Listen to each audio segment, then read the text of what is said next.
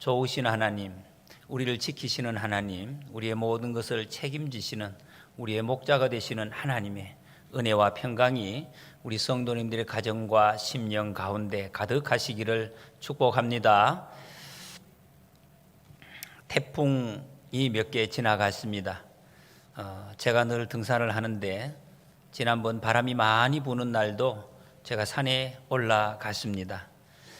바람은 많이 불지만 비가 그렇게 많이 오죠. 조금씩 내릴 때인데 바람이 부니까 산에 이렇게 입구에 올라갈 때 굉장히 나무들이 소리가 휘 소리를 내고 또 나무들도 흔들흔들 이렇게 하는 모습이 보여졌습니다. 근데 산을 한참 올라가니까 저 정상에 우리 옥마산 정상 그렇게 높지는 않지만은 거기 올라가니까 밑에와는 상당히 분위기가 다르다 하는 것을 제가 발견을 했습니다. 나무가 흔들리질 않아요. 바람이 부는데 왜 나무가 흔들리지 않을까?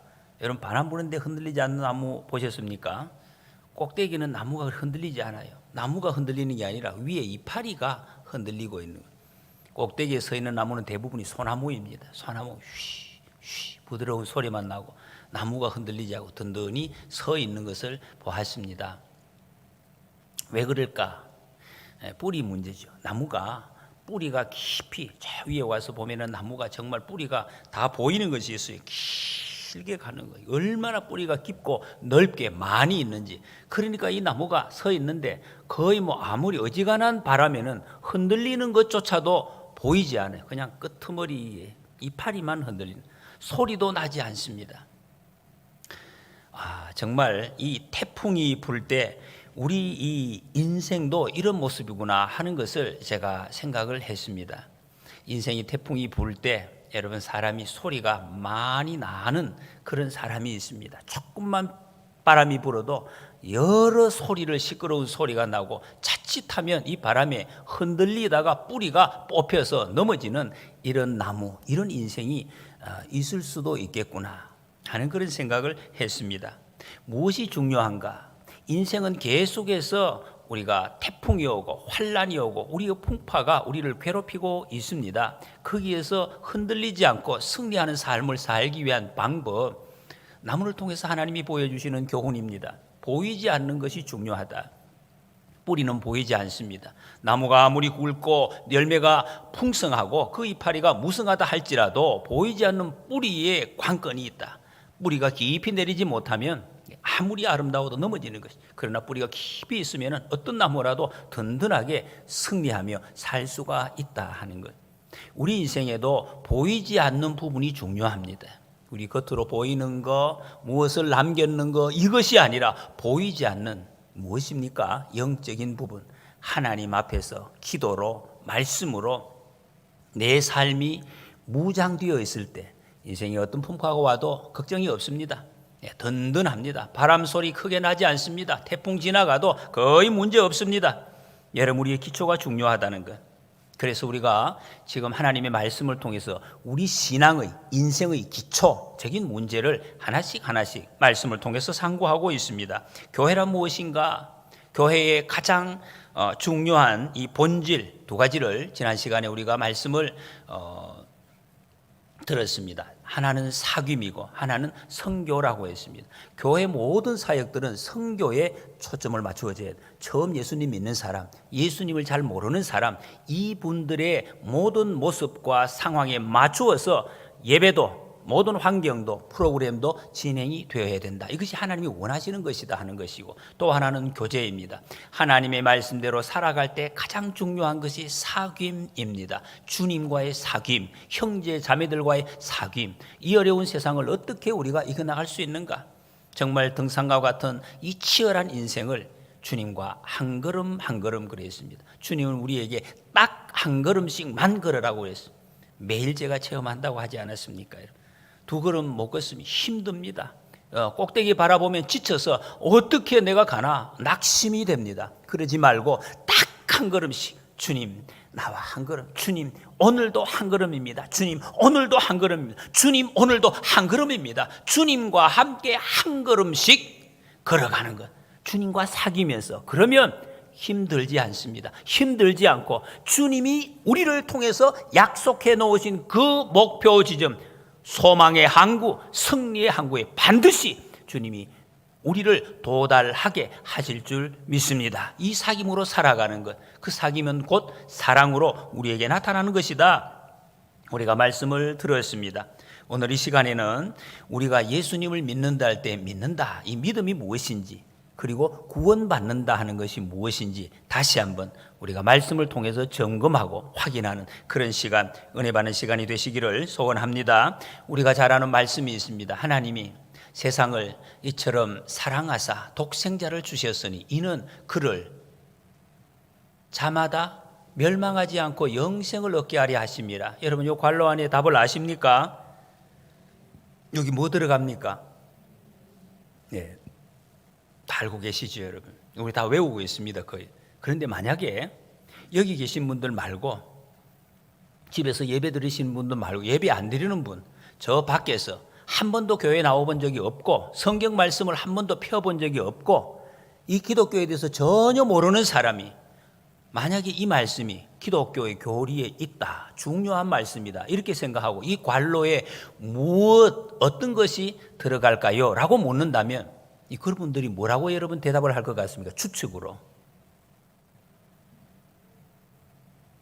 아마 사랑하는 이런 말을 넣을 것 같습니다. 세상 사람, 이게 사랑하는 게 최고 아닌가? 사랑하는 자마다 이렇게.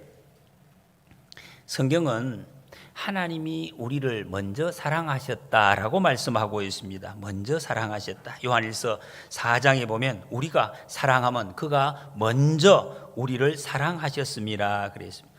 여러분, 먼저 사랑하는 사람, 먼저 사랑하는 그런 사랑 혹시 보신 적, 들어본 적이 있으십니까? 이 이야기는 세상 사람들에게서는 이게 굉장히 어색한 표현, 낯선 표현, 그런 적이 없거든요. 누가 가만히 있는 나를 가만히 있지도 않죠, 여러분. 악한, 제대로 하지 못하는 이런 나를 다가와서 사랑을 해준다. 이런 것은 세상에 없다는 거지. 그런 게 본 적이 없다. 그런 것이 어딨나? 이렇게 생각을 합니다.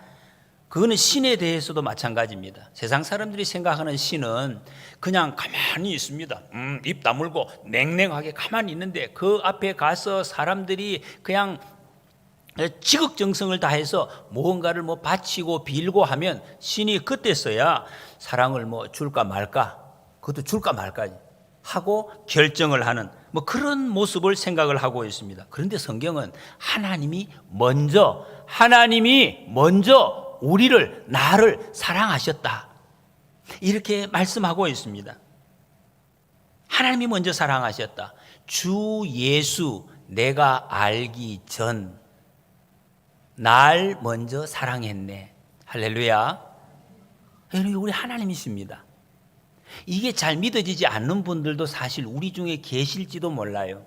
교회는 나오셔도 나는 안 믿어진다. 어떻게 하나님이 나를, 내가 지금 이렇게 힘들게 살아가고 있는데 정말 사랑하는 거 맞나? 이렇게 생각하는 분들이 계셔요. 근데 성경은 하나님이 먼저 사랑하셨다.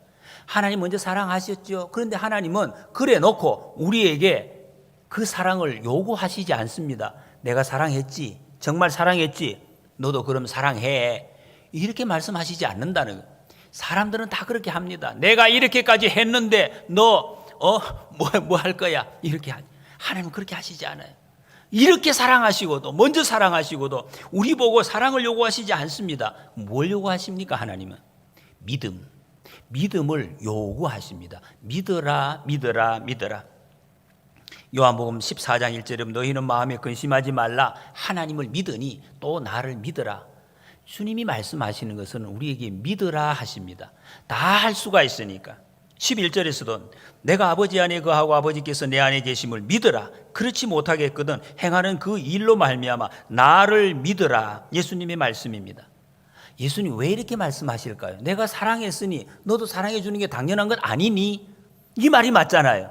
그런데 왜 주님은 먼저 우리를 사랑하시고 그냥 믿으라만 말씀하실까? 하나님은 나보다 우리를 더 잘 알고 계시기 때문에. 뭘 알고 계십니까? 우리에게는 사랑할 수 있는 능력이 없다는 것을, 내가 사랑할 수 있는 능력이 없다는 것을 하나님은 알고 계셔요. 사랑하라고 한다고 능력이 없는데 어떻게 사랑을 합니까? 그래서 그거 말고 믿어라. 먼저 믿으라고 말씀하고 있습니다. 여러분, 인간에게 가장 소중한 것이 사랑입니다. 사람이 소중하다고 생각하는 것이 많이 있을 수 있지만 사실은 이 사랑 빼면은 의미가 다 없습니다. 돈 최고라고 생각하지요. 여러분, 돈 아무리 모아 보십시오. 나를 사랑해 주지도 않고 내가 사랑할 사람이 없으면 그 돈 무엇 하겠습니까? 명예 얻으려고, 인기 얻으려고, 무슨 다른 권력 얻으려고 많이 애를 쓰지만 거기에 사랑이 빠지면은 그게 무슨 소용이 있나 말이에요. 아무 소용이 없는 것입니다. 사고로 어린 자식을 먼저 보낸 한 어머니의 고백입니다. 그동안 가난하지만 행복한 가정이었는데 너를 보내고 나니 가난만 남았구나. 얼마나 이 처절한 표현입니까? 여러분, 가난했는데 가난이 힘들긴 하죠. 그러나 가난했지만 그 가난을 이길 수 있는 힘, 그게 뭐냐? 사랑이었다는 것입니다. 그 사랑으로 했는데 이 사랑이 빠지니까 힘이 없어졌다 하는 것입니다. 여러분, 우리가 열심히 일하고 공부하고 하는 것, 이것이 다 사랑받고 사랑 주기 위한 것입니다. 그렇지 않습니까? 왜 이렇게 애를 쓰고 있습니까? 사랑받기 위해서. 국가를 통해서, 가정을 통해서, 또 자기 개인을 통해서, 어떤 모습을 통해서든지 사랑받고 또 사랑하기 위해서, 가족을 위해서 이 목적으로 지금 이러고 있습니다. 그래서 고린도전서 13장에서도 그런즉 믿음, 소망, 사랑, 이 세 가지는 항상 있을 것인데 그 중에 제일은 사랑이라, 영원토록 지속적으로 이어지는 것이 바로 사랑이다라고 말씀하고 있습니다. 그런데 여러분, 이 사랑이 참 말 많이 하잖아요. 말하기는 쉬워요.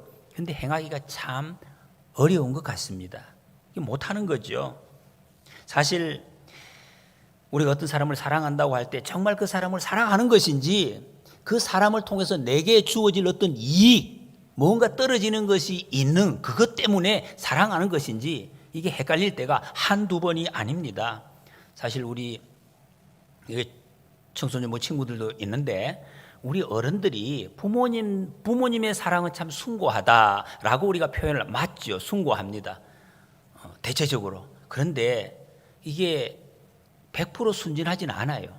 부모님이 자식을 위한 그 헌신, 우리가 아무리 강조해도 부족함이 없습니다만, 그러나 부모 마음에도 이게 순수한 마음만이 있는 게 아니라는 거예요. 순수하게 주는 것이 아니라 얼마 가는 부모의 욕심이 거기에 들어있다는 거예요. 부모의 어떤 욕심을 이루기 위한. 그래서 이것이 너무 지나치는 부모들은 자식을 힘들게 하고 심지어는 자식의 삶을 망치는 경우도 가끔씩 있게 되는 것입니다. 여러분, 이것이 우리 인간의 한계입니다. 완전한 것이 없어요. 세상에는 완전한 부모도 없고 완전한 사람도 없는 것입니다. 이게 우리 인간의 고통의 원인이라는 것입니다. 그런데 하나님 우리를 너무 잘 아신다. 이걸 좀 전에 말씀드린 것처럼 우리가 사랑을 바로 할 수 없다는, 사랑할 수 있는 능력이 없다는 그런 존재인 것을 하나님은 잘 아십니다. 그래서 우리에게 사랑하라 이렇게 말씀하시지 않고 나를 믿으라 라고 말씀하고 있습니다. 우리 여러분 전도할 때 예수님 사랑하세요 이렇게 하지 않잖아요. 사랑 못하는데 예수님 믿으세요, 예수님 믿으세요라고. 그게 믿음이 뭐냐 말. 믿는다는 게 무엇입니까? 오늘 말씀에 영접하는 자, 여러분 잘 들어보세요. 영접하는 자, 곧 그 이름을 믿는 자들에게는 하나님의 자녀가 되는 권세를 주셨으니 했습니다. 믿는다는 것과 영접하는 것과 같은 말입니다. 믿는 것은 영접하는 것이다. 여러분 영접이라는 말이 무슨 뜻입니까? 받아들이는 거죠. 이게 우리가 교회에서는 자주 듣는 말씀이에요. 그래서 이게 그렇게 감동이 잘 안 올 수가 있습니다. 영접은 여러분 보통 때 쓰는 게 아니에요. 집에 있는데 앉아있는데 문 열고 들어오는데 그럼 왔어. 그런 게 영접이 아니죠, 여러분. 영접은 두 손 들고 너무 기뻐서 환호하는 환영, 기쁨, 이 영접입니다.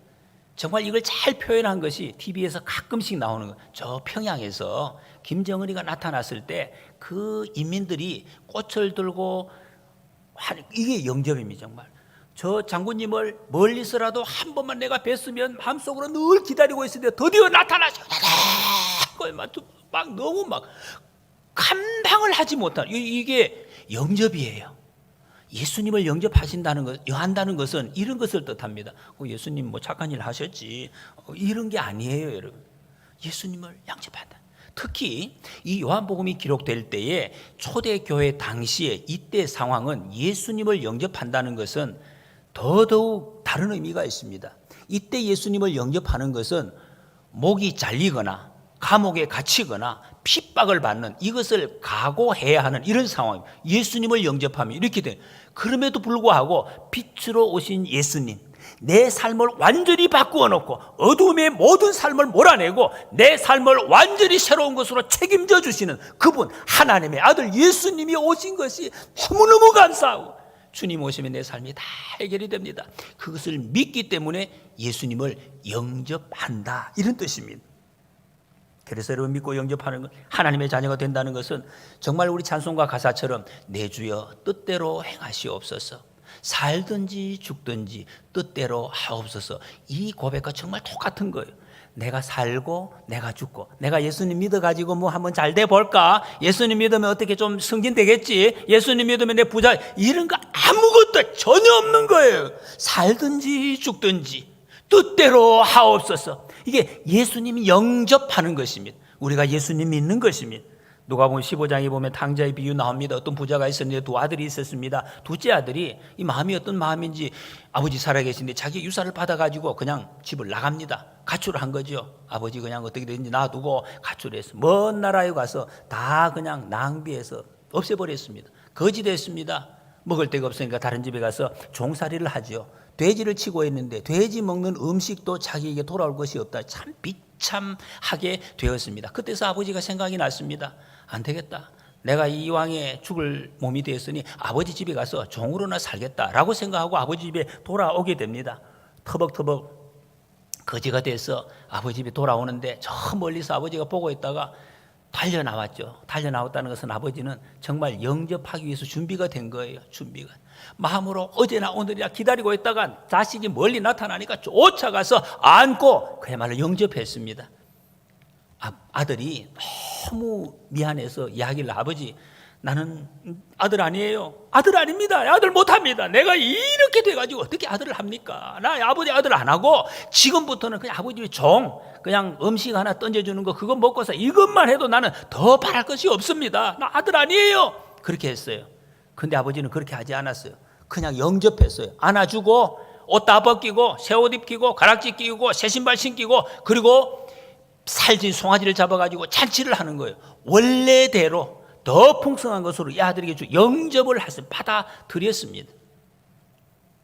이것이 영접한다는 거예요. 영접. 그런데 이때 이 아들이 어떻게, 아버지가 이렇게 영접하는데 이 아들은 어떻게 해야 이게 정상입니까? 이 아들은 이렇게 나쁜 짓을 하고 아버지 배신하고 갔다가 돌아왔는데 어떻게 해야 이 아들이 정말 잘했다, 지혜로운 행동이다, 이렇게 우리가 이야기할 수 있겠습니까?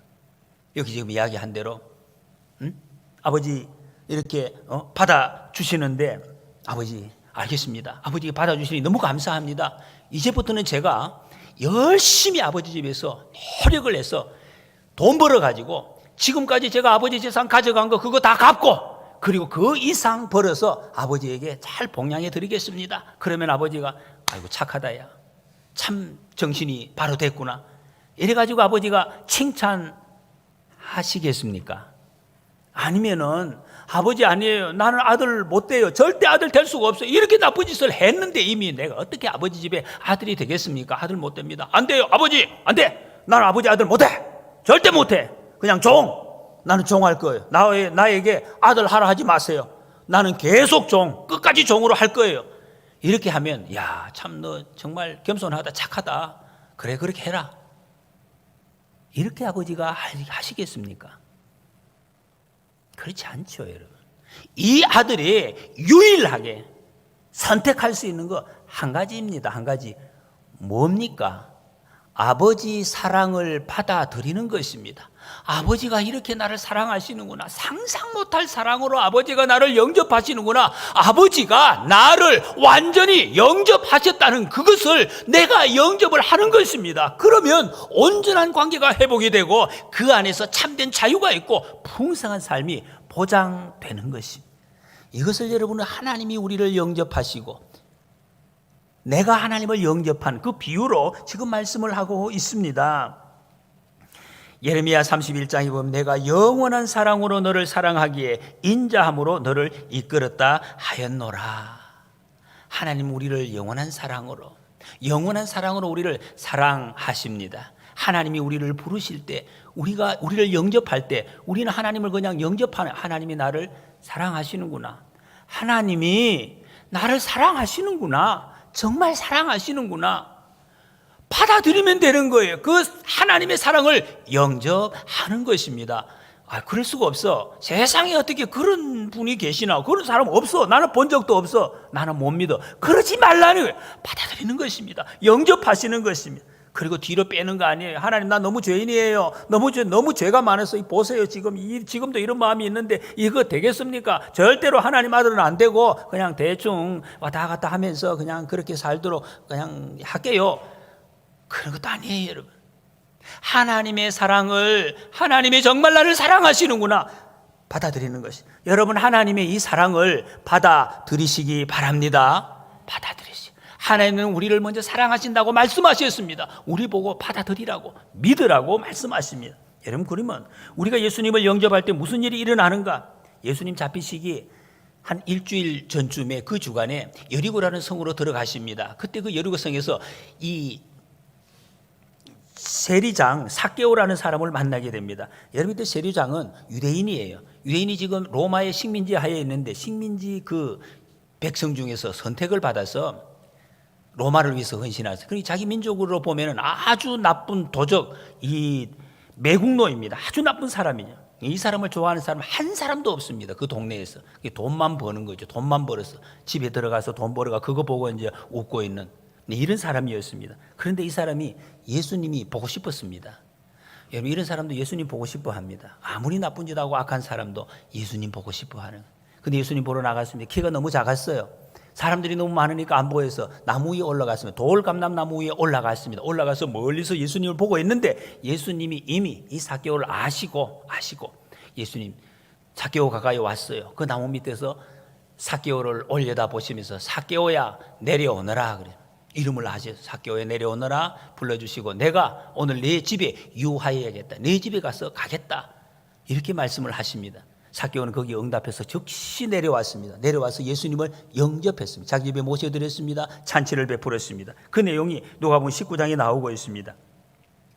예수님께서 스스로 오시겠다 그랬어요. 삭개오는 예수님을 절대로 초청할 수가 없습니다. 그렇잖아요. 경건한 유대인 스승님을 어떻게 죄인데 절대로 초청에 응할 수도 없고 초청할 수도 없는데 그걸 아시고 예수님께서 내가 너희 집에 가겠다 셀프 초청하는 거예요. 스스로 초청을 당하시는 것입니다. 삭개오가 예수님이 이 말씀을 듣고 예수님 안 돼요. 나는 그냥 나무 위에서 예수님 구경하는 이것매도 더 바랄 것이 없습니다. 예수님. 그렇게 하지 않았어요. 속히 급히 내려와서 영접하였더라 그랬습니다. 여러분, 이것이 예수님 앞에서 우리가 해야 될 일이에요. 예수님 부르시면 속히 내려와서 영접하는 거예요. 사람들이 그것을 보고 수군거리고 비난했습니다. 예수님은 그때 말씀하십니다. 오늘 구원이 이 집에 이르렀다 그랬습니다. 영접하는 거하고 구원하는 거하고 이 같은 말이라 같이 나오고 있습니다. 여러분, 구원이 무엇입니까? 우리가 구원받았다 하면 우리가 죽어서 천국 가는 거, 우리 죽으면 천국 간다 그런 뜻입니까? 예수님께서는 이렇게 말, 오늘 구원이 이 집에 이르렀다. 오늘 이 구원, 지금 예수님을 내 마음속에, 여러분 마음속에 예수님을 영접하는 그 순간 영접, 구원이 이루어졌다 하는 것이. 마가복음 1장에 보면 요한이 잡힌 후에 예수께서 갈릴리에 오셔서 하나님의 복음을 전파하여 이르시되 때가 찼고 하나님의 나라가 가까이 왔으니 회개하고 복음을 믿으라. 보세요, 여기 전도하는데 이 복음이 하나님의 나라 복음을 말씀하고 있습니다. 예수님을 믿는다 하는 것은 하나님 나라, 이런 표현을, 하나님 나라의 백성이 된다는 것이에요. 백성, 그 나라 국민. 여러분, 우리는 대한민국 국민이죠. 미국 국민도 있습니다. 이 나라가 바뀐다는 거예요. 하나님 나라 백성이 되었다, 이런 말씀입니다. 초청입니다. 이게 무슨 말씀? 내 나라 백성이 되라. 왕이 내 나라 백성 되라. 이 말은 뭡니까? 내 나라 백성이 되면, 여러분 지금도 그런 거 있어요. 선진국에 저 어떤 나라들의 그 시민권 달라고 얼마나 정말 팔부둥 치고 애를 쓰는 사람들 많이 있습니다. 왜? 그 나라 국민이 되면, 백성이 되면 혜택 받는 것이 한두 가지가 아니에요. 장래가 그야말로 보장이 된다. 이제 어떤 분 이야기 들었어요. 재미가 나왔어요. 막 춤을 췄대요, 집에서. 이제 장래 일이 걱정, 목사님이 이제 장래나 걱정 없게 되었습니다. 이렇게 이야기하더라고요. 맞아요. 여러분, 선진국에서 시민권 따면 장래 걱정 없어요. 이제 다 보장이 되는 거예요. 그런 하나님의 나라, 그런 의미. 하나님의 나라 백성이 되라는 것은 하나님이 다 책임지신다. 삶의 모든 문제, 우리의 모든 아픔 주님이 치료해 주시고 끝까지 행복하게 기쁨으로 살 수 있도록 주님이 도와주신다, 인도하신다, 그런 말씀입니다. 하나님의 통치를 받는 하나님의 백성, 하나님의 영접해 주시는 것을 영접하라, 그런 말씀. 여기 보세요. 탕자가 아버지의 영접을 자기가 영접해서 받아들인 것, 이것이 바로 구원이라는, 우리의 구원이 똑같습니다. 예수님이 우리를 부르실 때, 우리가 영접하실 때 내가 그 예수님을 영접하는 것, 이것이 구원. 이 같이 일어나는 것. 영접과 구원, 이게 따로따로 있는 게 아니에요. 하나님이 영접해 주시고 내가 영접하는 것이 같이 일어나는, 이것이 구원이라 하는 것입니다. 요한복음 15장에 보면 너희가 내 안에 거하고 내 말이 너희 안에 거하면 무엇이든지 원하는 대로 구하라. 그리하면 이루리라. 주님이 내 안에, 내가 주님 안에. 이것은 구원받은 사람, 영접한 사람의 삶의 모습을 잘 보여주는 아주 아름다운 이 표현이라고 할 수가 있습니다. 그 결과 골로새서 1장에 그가 우리를 흑암의 권세에서 건져내사 그의 사랑의 아들의 나라로 옮기셨으니 그 아들 안에 우리가 속량 곧 죄 사함을 얻어내리라 그랬습니다. 옮겼다 그랬어요. 여러분, 우리의 구원은 옮긴 것과 똑같습니다. 우리가 죄에 빠져서 세상에 빠질 수 있는 것을 끄집어내서 거기서 자유하게 했다. 어떤 사람들은 여기까지 생각하는 자유, 나 이제 자유다, 이제 죄에서 놓였어, 이게 끝이 아니에요. 자유한 것이 아니라 옮기셨다. 다른 나라로, 죄의 나라에 있다가 사탄의 나라에 있다가 하나님의 나라로 옮기셨다 그랬어요. 이제는 지배가 달라지고 하나님의 지배를 받는 것으로 옮겨졌다라고 말씀하고 있습니다. 이전에는 흑암의 권세에 눌려 있었습니다. 내 욕심의 나라에 잡혀서 살고 있었어요. 내가 하고 싶으면 하고 내가 하기 싫으면 안 하고 그냥 그렇게 살아가는 거예요. 세상의 죄의 논리대로 꽂혀서 살아갔는데 하나님의 나라로 옮기신 그게 아니에요. 이제 내 생각을 따라가는 것이 아니라 하나님 나라 법을 따라 살아가는 사람, 그 시민이 되었다 하는 것, 주인이 바뀐 것입니다. 속량이라는 뜻, 여러분, 속량이라는 것은 죄의 값을 대신 치르고 종을 샀다는 그런 의미입니다. 종이 있었죠. 나는 종이었는데 이 종을 갚을 수가 없어요. 그런데 내가 갚을 수 없는 것을 어떤 사람이 와서 대신 값을 치르고 종에서 데리고 와요. 근데 종에서 너 자유에 가, 여기 아니, 가라는 말이 아니, 내가 주인이 돼. 이제부터는 내가 돈 주고 샀기 때문에 내가 주인이다 하는 뜻입니다. 이 주인이 바뀌어졌다는 뜻, 하나님께 속해졌다, 하나님께 속한 것. 여러분, 이거 중요합니다. 어떤 분들은 이 교회를 잘 오해하는 그런 분들이 계셔요. 내가 말이죠, 세상에서 회사에서도 막 일에 막 눌리고 억압당하고 집에서도 나는 억압당해요. 근데 교회까지 와서 말이에요, 내가 이렇게 내 마음대로 못하는 게 되나, 교회는 자유인데, 이렇게 말씀하시는 분은 그런 거 아니에요. 여러분, 교회는 하나님의 법을, 하나님의 그 다스리심을 받는 곳이, 그곳이 자유인 것이 바로 교회입니다. 탕자가 망해서 돼지치고 쥐염 열매 여러분 먹고 싶어도 이거 먹을 수 없을 때, 그때 소속이 뭐였어요? 소속 없죠, 여러분. 자유인이었어요. 자유인이었습니다. 보호자도 없습니다. 그런데 이 탕자가 자유를 누렸느냐? 전혀 못 누렸습니다. 여러분, 자유가 있다고 자유를 누리는 것이 아닙니다. 간섭이 없다고 자유 누리는 것이 아니에요. 한나 아렌트라는 유명한 정치 철학자가 있습니다. 여자분인데 유태인입니다.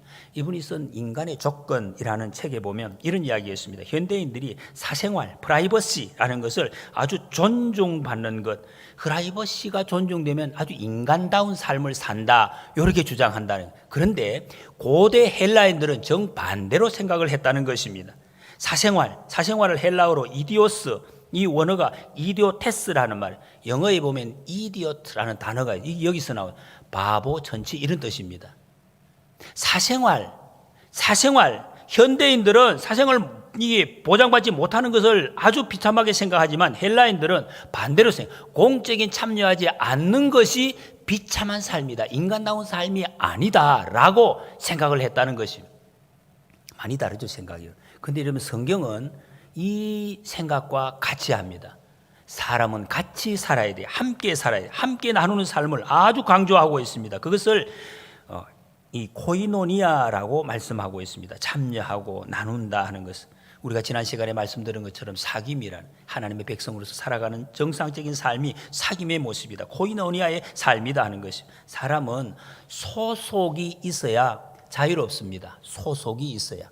우리 학생들 막 어디 묵게 나 학교에 막 가야 되고 어른들이 막 간섭하고 싫어 이런 느낌이 받아들이. 그게 아니에요. 근데 그게 행복한 거예요. 그것은 만약에 소속이 이 세상에서 가장 불행한 사람 누구냐? 소속이 없는 사람.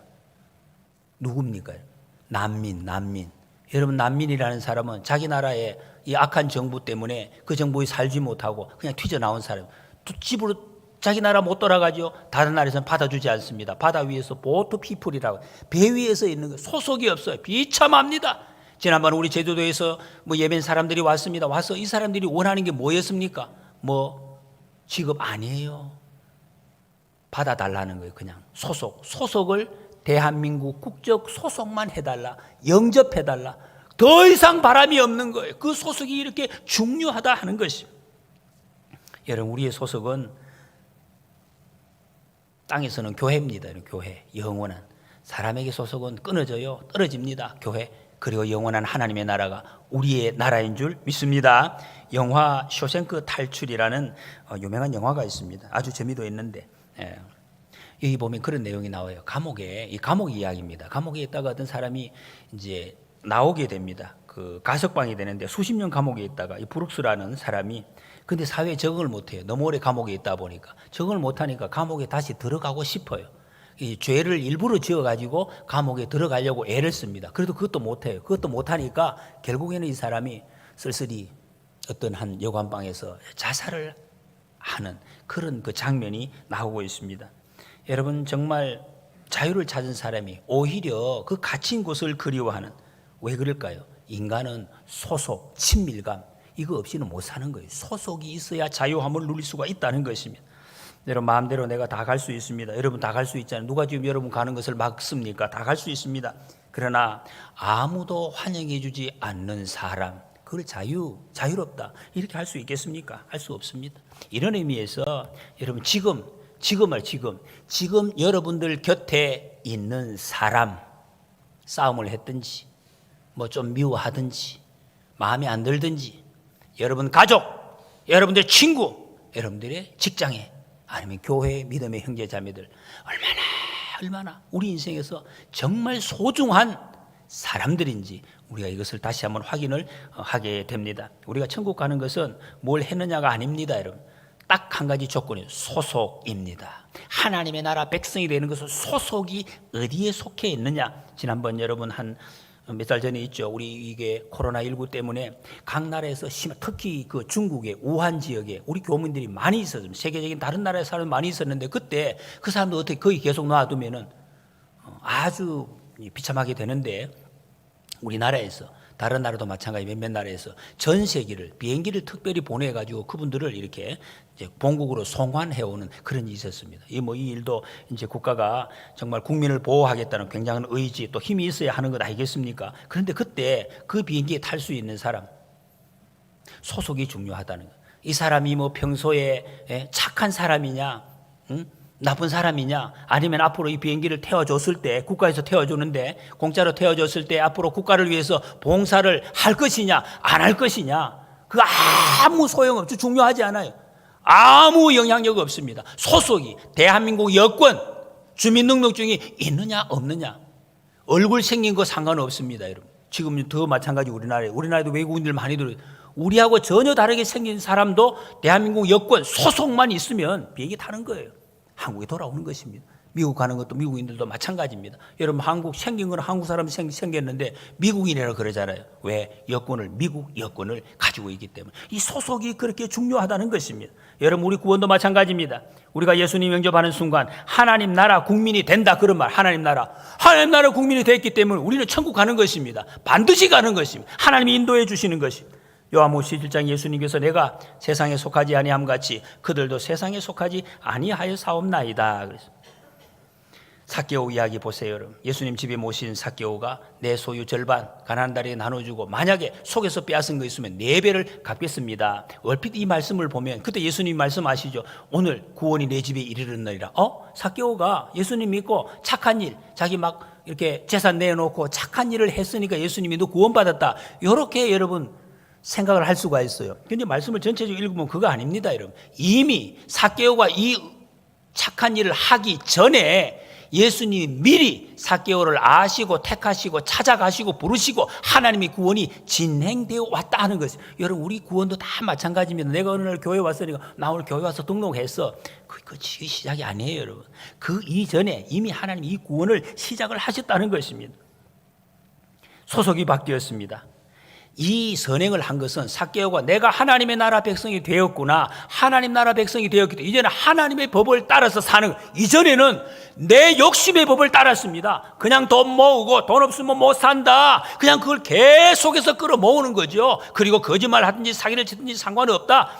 이제 세상의 법을 따라가. 왜? 세상 나라에 속해 있었기 때문에. 그러나 이제는 하나님 나라의 백성이 되었기 때문에 하나님의 법을 따르는 것입니다. 그 따르는 증거가 바로 이 가난한 자들에게 재산을 나누어 주는 것으로 나타났다는 것입니다. 삭개오는 예수님을 주여 이렇게 부르고 있습니다. 지금까지는 로마 황제를 주님이라고 불렀어요. 그 황제를 따랐습니다. 법으로. 이제는 예수님의 법을 따르겠다는 것입니다. 삶의 주인으로 모셨습니다. 주님 뜻대로 살겠습니다 하는 고백입니다. 말씀을 정리합니다. 여러분, 믿음은 예수님을 내 삶의 주인으로 모셔드리는 것입니다. 내가 결정을 하고 예수님 한번 봐주, 그거 아니에요. 예수님께 모든 것을 맡기는, 주인으로 영접하는 것. 예수님 말씀하십니다. 내가 너를 사랑하노라. 여러분, 주님이 여러분을 이름을 부르면서 사랑한다, 내가 너를 사랑하노라 먼저 다가오셨습니다. 먼저 우리에게 오신 그 예수님, 사랑으로 다가오신 예수님 믿으시기 바랍니다. 여러분, 사랑으로 다가오신 예수님을 믿으십시오. 그리고 내 힘든 거, 내 아픈 거, 내 부족한 거, 내 고통스러운 거, 내 작은 기쁨도 다 아시는, 사랑할 수 없는 그런 부족한 나라는 거 다 아시는 그 주님, 나를 받아주셨습니다. 나를 받아주신 사랑의 예수님을 기쁨으로 여러분 마음에 영접하시기를 소원합니다. 영접하십시오. 그리고 이제부터 나를 힘들게 하는 어떤 사람의 관계, 또 아픔의 문제, 물질의 문제, 질병의 문제, 자녀의 문제, 가정의 문제, 이런 것들, 인생의 어떤 폭풍이 나에게 덮칠 때, 내 근심 걱정 파도가 나를 괴롭게 할 때도 우리가 할 일은 나를 책임져 주시는 사랑이 많으신 하나님께 다 맡기시기 바랍니다. 다 맡기시기 바랍니다. 나를 영접하신, 나를 책임져 주시고 반드시 승리를 주시는 그 주님의 인도하심을 따라서 참 평안 생명의 길을 함께 걸어가시는 저와 여러분들이 되시기를 축복합니다.